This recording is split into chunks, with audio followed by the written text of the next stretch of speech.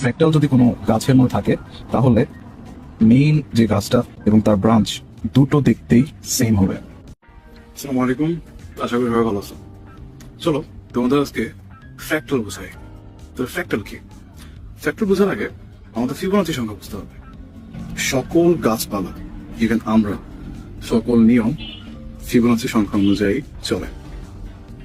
So আমি আছি এখন আমাদের ছাদে, আম্মুর ছাদ বাগান থেকে আমরা কয়েকটা পাতা স্পেসিমেন কালেক্ট করবো এবং দেখবো ওরা কি ফিবোনাচি সংখ্যা মানে, এবং ফিবোনাচি সংখ্যা যদি মানে সেখান থেকে ফ্র্যাক্টাল জিনিসটা কি বোঝার চেষ্টা করবো।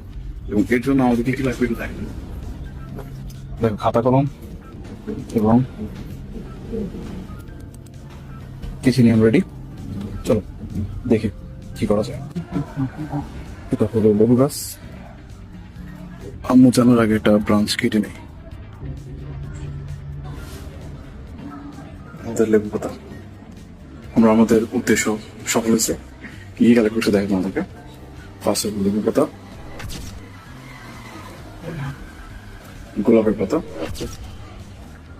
এবং দিন শেষে দেখতে না যায় না ছোট একটা ঘাস।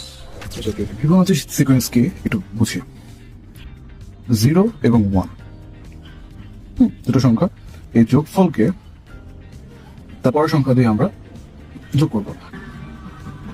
1 যোগ করলে 2, 2 যোগ করলে 3, 3 যোগ করলে 5, 5 3 যোগ করলে 8, 8 3 যোগ করলে 11।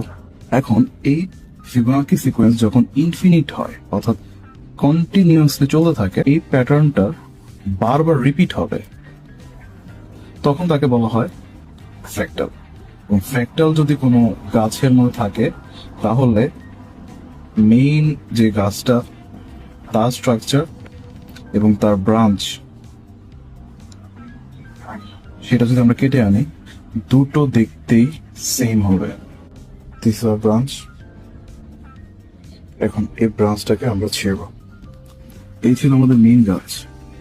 এর প্রত্যেকটা ব্রাঞ্চ যদি তুমি একটু ভালোভাবে দেখো, 1 2 3 4 বেটা হয়ে যাচ্ছে 5 6 7, প্রত্যেকটা দেখতে না একই রকম। তুমি ভালোভাবে এদের লক্ষ্য করো, স্ট্রাকচারটা, প্রত্যেকের স্ট্রাকচারটা মেইন ব্রাঞ্চের মতো। এটা এই জিওমেট্রিক্যাল শেপটাকে বলা হয় ফ্র্যাক্টাল। আসলে ফ্র্যাক্টাল বুঝছো?